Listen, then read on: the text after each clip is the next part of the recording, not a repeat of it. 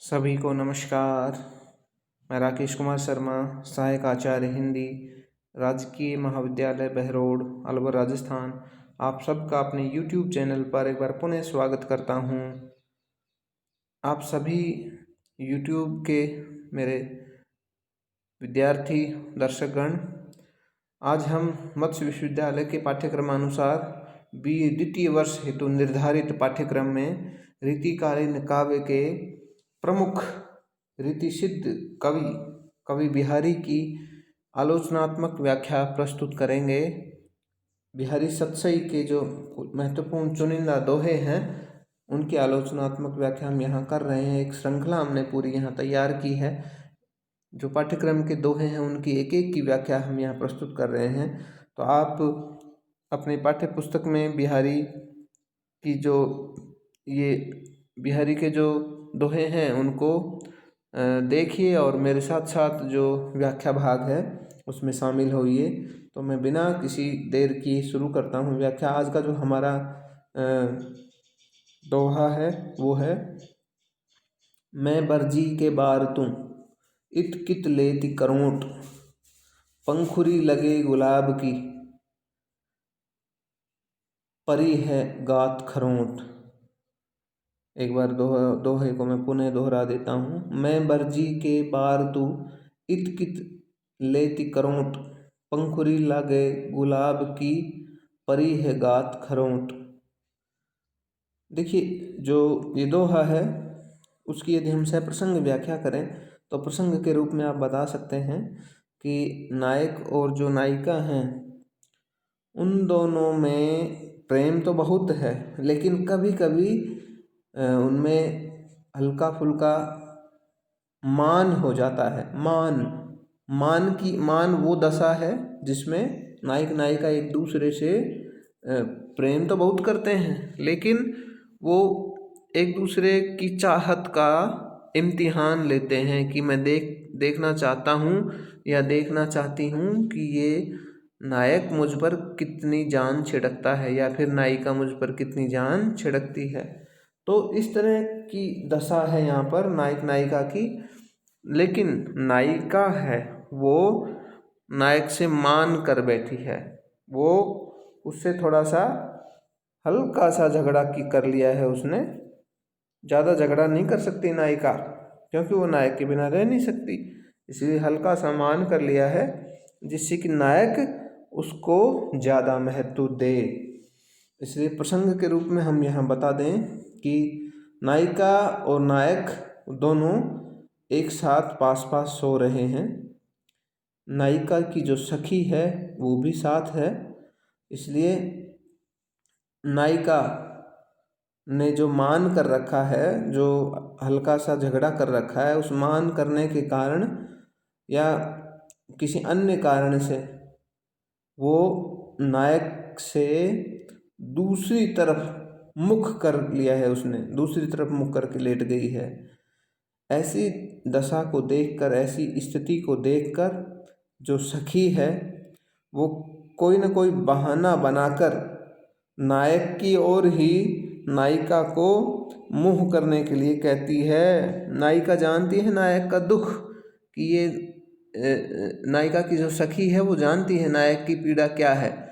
नायिका ने तो नायक को परेशान कर रखा है मान कर करके, उससे नाराज हो के। तो नायिका यहाँ नायिका की सखी है वो नायक का यहाँ साथ दे रही है और नायिका को मनाने की चेष्टा यहाँ की जा रही है। देखिए आप, मैं बरजी के बार तू, मैंने यानी कौन बोल रहा है यहाँ पे, नायिका की सखी। मैं बरजी, मैंने तुम्हें बताया है कई बार, के बार तू कई बार कि हे सखी मैंने तुझे कितनी बार बताया है, कितनी बार मना किया है। क्या? इत कित लेती करोट, क्या मना किया है? नायिका की सखी ने नायिका को क्या कि इत कित लेत करोट, कि तू इधर को करवट मत ले। क्यों लेती है तू इधर को करवट? नहीं, तुम इधर करवट मत लो। कारण क्या है? कारण बता रही है दूसरी पंक्ति में। नायिका की सखी पंखुरी लगे गुलाब की, परी है गांठ खरोंट। खरोंट खरोंट यानी खरोंच पड़ जाना, उस पर झुर्रियाँ लग जाना, और देसी भाषा में हम यहाँ बोलते हैं झूरखा। तो आप देसी शब्दों का इस्तेमाल तो ना करें, लेकिन यहाँ आप बता सकते हैं कि उसे खरोंच लग जाएगी। क्या क्या कहा है दूसरी पंक्ति में, देखिए, पंखुरी लगे गुलाब की, परी है गांठ खरोंट। यानी वो मना करती है कि तुम इधर करवट मत लो। क्यों? वो कहती है नायिका से कि क्या तुम जानती नहीं किधर करवट लेने से यहाँ जो बिछी हुई जो गुलाब की जो पंखुड़ियाँ हैं वो मेरी तरफ बिछी हुई हैं। गुलाब की पंखुड़ी लगे गुलाब की, परी है गांठ खरोंट। और जो गुलाब की पंखुड़ियाँ हैं वो तेरे कोमल शरीर में चुभ जाएंगी, और तेरे कोमल शरीर में चुभने के कारण जो तेरा शरीर है उसमें खरोंच पड़ जाएगी। अर्थात तू वापस से नायक की तरफ ही अपना मुख कर ले, मेरी तरफ करवट मत कर, क्योंकि इधर तुझे बहुत ज़्यादा कष्ट होगा। तो नायिका एक तरह से यहाँ विशेष के रूप में हम बता सकते हैं कि यहाँ भी अतिशयोक्ति अलंकार है, क्योंकि पंखुड़ियों के चुभ जाने से जो शरीर है उसमें खरोंच नहीं पड़ती है। लेकिन फिर भी यहाँ आप बता दीजिए कि भाव के रूप में कि जो उसकी सखी है वो नायिका को झूठ मूठ डरा कर बहाने से नायक की ओर मुँह करके सोने के लिए कह देती है, जिससे कि नायक की जो व्याकुलता है, पीड़ा है, वो कम हो सके। तो ये सब चीज़ें आप यहाँ बता सकते हैं। आज हम साथ में एक और दोहा ले रहे हैं, और जो दूसरा दोहा है वो है, या अनुरागी चित्त की गति समझे नहीं कोय, ज्यों ज्यों बूढ़े श्याम रंग त्यों त्यों उज्ज्वल होय। मैं दोहे को एक बार पुनः दोहरा देता हूँ। या अनुरागी चित्त की गति समझे नहीं कोय, ज्यों ज्यों बूढ़े श्याम रंग त्यों त्यों उज्ज्वल होय। देखिए, ये जो दोहा है ये भी बिहारी सच्चाई का महत्वपूर्ण दोहा है।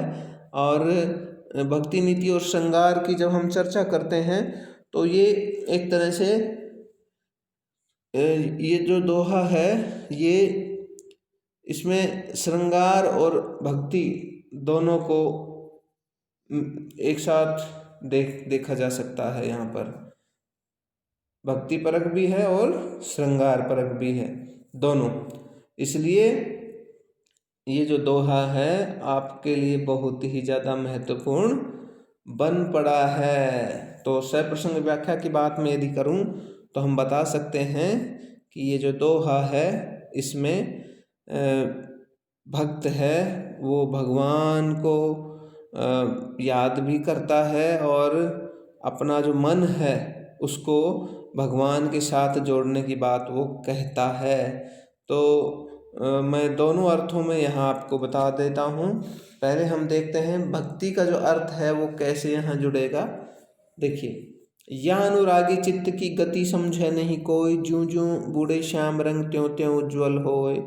या अनुरागी, अनुरागी प्रेमी जो प्रेम करता है, अनुरागी जो मन है वो, या अनुरागी चित्त की, चित्त मन आपका, गति समझे नहीं कोई, कि इस अनुरागी इस प्रेमी मन की बात तो, अर्थात मेरा जो ये प्रेमी चित्त की जो गति है वो कोई नहीं समझ सकता। कवि कह रहा है क्यों, ज्यों ज्यों बूढ़े श्याम रंग त्यों त्यों उज्ज्वल होय। क्यों?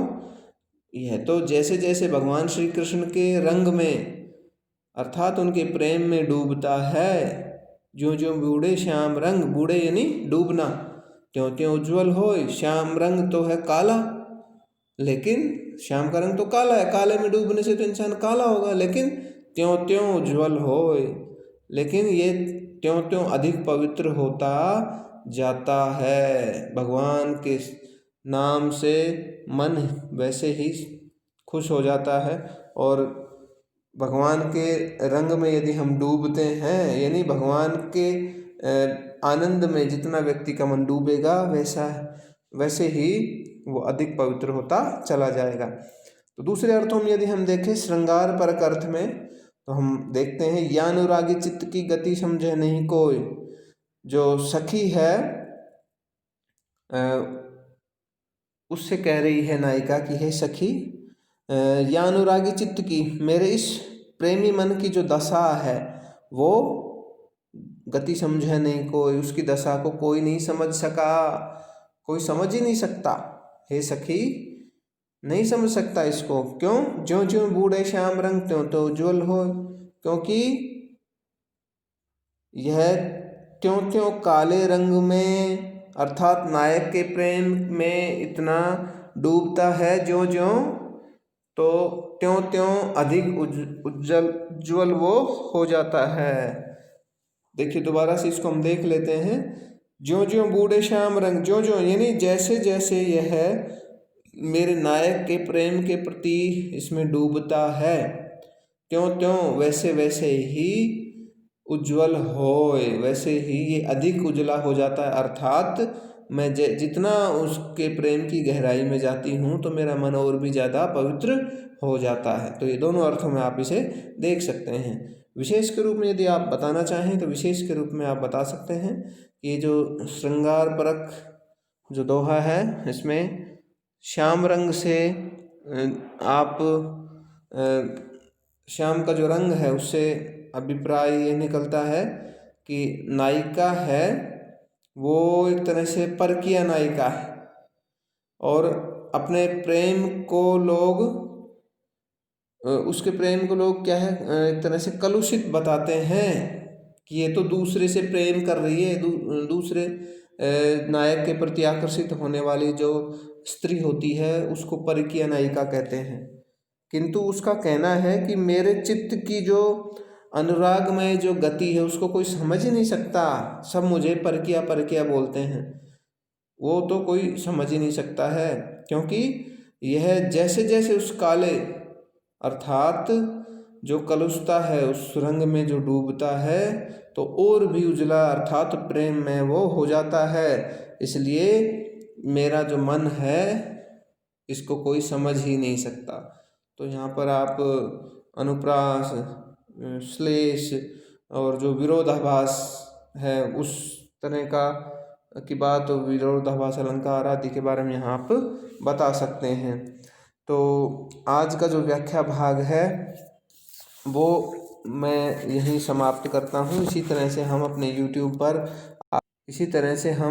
YouTube चैनल पर आपके लिए महत्वपूर्ण व्याख्याएं लेकर आते रहेंगे। तब तक के लिए जय हिंद, जय भारत।